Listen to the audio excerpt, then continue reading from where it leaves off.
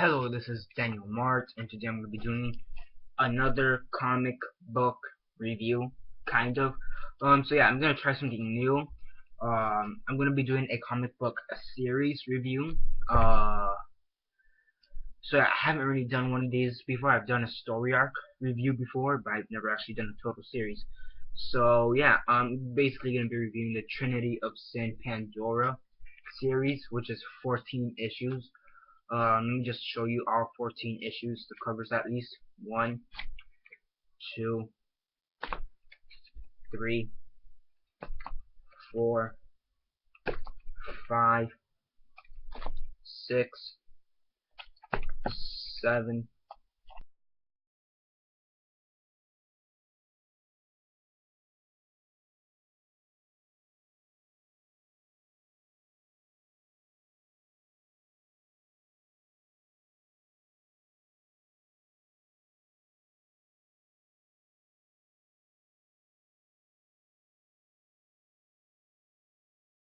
So yeah, 10-second spoiler warning as usual for those who have yet to actually read the whole series, or you know, the usual. For if you're missing, if you haven't read some of the books in this series, read them before watching this video. If you haven't read any of it, go check it out. And yeah, I assume they have this in collected editions, but I don't know.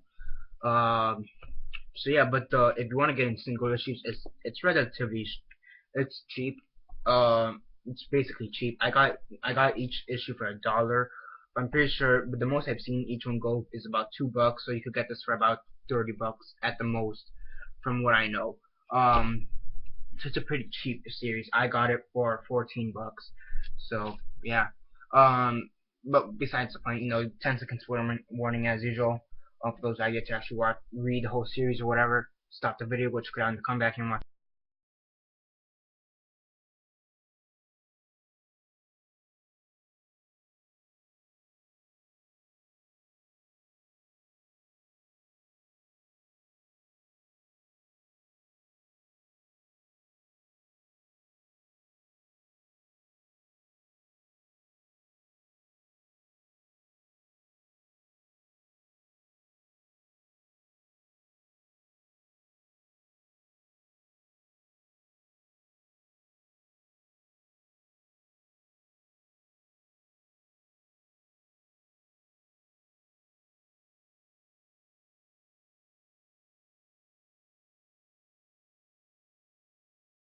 How do I say? The series has 3 different story arcs running between it, which is Trinity and Trinity War, um, Forever Evil, I believe. Yeah, forever. It's Trinity War, Forever Evil, and I believe there's one more. No, no, and then the actual story arc itself. So reason being is because this whole story is part of the Trinity of Sin mega story arc from like 2 years ago or like a year ago.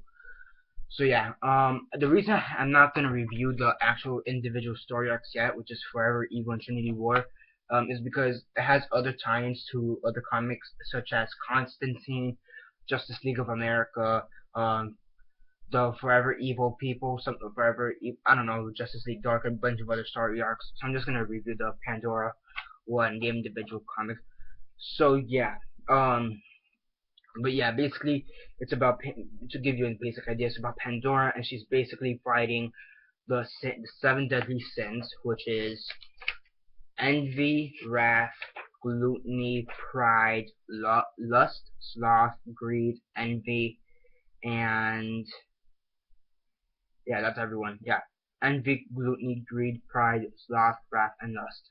So yeah, basically she's trying to fight them, more or less. Not exactly trying to get them back into the box, Pandora's box, or in this case, Pandora's skull, as you can see here in the bottom. But basically she's trying to deal with them, and that's basically the overarching story. I mean, obviously it goes into other deeper stories within, the Trinity War tie-ins and the Forever Evil tie-ins.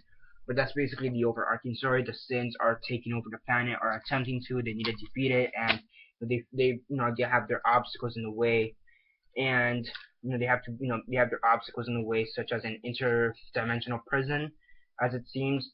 Um, And yeah, you also get Constantine in this in some of the issues, Phantom Stranger, Nightmare Nurse, Swamp Thing, and a few other characters. And yeah, it's pretty cool overall. Um, so yeah, I mean overall it's a pretty good story in my opinion. It's a pretty good read in my opinion. I think the one I mean it's got good art and good writing for the most part. The one problem is that there's the multiple tie-ins just kind of gets you lost because you have two story arcs, Trinity Sin and Forever Evil, right? You got these two story arcs, and as I said before, they kind of go into they go into other comics. For example, Constantine Phantom Stranger, and you know Justice League of America, Justice League Dark, or whatever. So they go into multiple different comic books. So sometimes the pacing does get lost. So you kind of need to like kind of fill in the gaps as to what possibly happened in some of the other issues because I haven't read any of the other previous issues, from the other comic book lines. So I think that was the most challenging thing about reading this comic. Yeah, it probably was the most challenging thing, filling in the gaps of what possibly happened in some of these other issues. Um, Especially in issue one, because issue one to issue two had one of the weirdest gaps. And I just didn't know what was about, so that kind of hit me at first. But I quickly understood. It gave me a basic idea. It does give you a basic idea within the first few pages of what happened within the last issue of the actual story arc. So yeah, I mean, it has good art, good writing, in my opinion. Who's the writer? And let's see, Ray Fox. Yeah, Ray Fox. And then you also have Sempier, Zyrecker, and Cifuentes. Um, Daniel Sempier and Vincent Cifuentes. Um, are they in all of them? I mean, Zyrecker doesn't seem to be in all of them. There's also Francis Partella, who works on some of these. Um, Stars Johnson. So yeah, you also get I.G. Guada and Rue Jose. Francis Portella, Fox Portella, and Dollhouse. So yeah, it seems like Ray Fox is the writer. So it seems like he's the one that's doing he's the one who stayed in throughout this whole story arc, which is good. I do like the fact that they do kind of switch around the arts from time to time, which is a bit notable. But overall, the art is really good, and Ray Fox, he's a really good writer. I've read some of his work aside from this, and he's a pretty good writer. I actually have two autographs of him on two Constantine books. I have. So he's pretty cool. I actually met him like 2 weeks ago, or like a week ago. About a week ago, whatever. That's a school thing, whatever. So yeah, he's pretty chill, but he's a good writer, nevertheless. So yeah, overall, Pandora, it's got good writing, it's got good art. The one thing though, the one thing is that if you're just reading Pandora, if you're just strictly reading this series and nothing else, like none of the other times or whatever, if you're just strictly, just reading this alone, you are gonna get lost in some aspects of the book because you need to read Constantine, Phantom Stranger, Justice League of America, Justice League Dark, and a bunch of other titles, and that does get confusing. Now, I am planning to get some of the other titles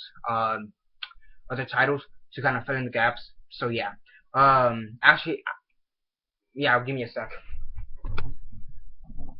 So yeah, this is Constantine Volume 2, with Ray Fox and ACO, Volume 2 Blight, and basically this does go with the Forever Evil story arc. This is probably the next thing I'm gonna review.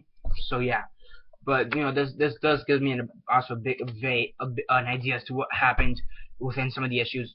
No spoilers right now, but this or some of this goes with the Pandora. So yeah, the story arc that portrays in both Pandora and Constantine, there are a few more issues I need to fill out, but it still gives me a better idea. But besides the point, Pandora on a Trinity of Sin Pandora on a scale of 1 to 10, 1 being the worst, 10 being the best, and 6 being decent, I give this series a 7.5 out of 10 just because of the missing gaps. So yeah, overall, pretty good story arc, however, series, whatever. And that's basically it for now. Subscribe if you're not already subscribed. I do movie reviews, TV show reviews, and comic book reviews, so definitely do stay tuned for that. Comment down below on your thoughts on the series. Like the videos from Facebook, Twitter, MySpace, or whatever you guys prefer. And that's basically it for now. This is Daniel Mart signing off.